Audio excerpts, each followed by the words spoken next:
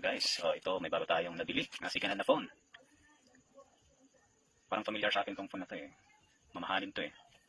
Hindi ako nagkakamali ay iPhone 12 Pro Max. Tama ba? So ganda nito guys. Kaso meron siyang ayos yung basagang LCD.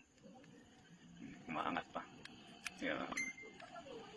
Tingnan ko sa ay parang ibang uri ng battery ah.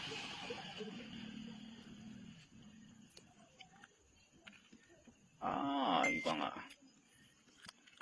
Saka parang so kita natin, meron siya yung camera niya. Hanapin natin to. Ay!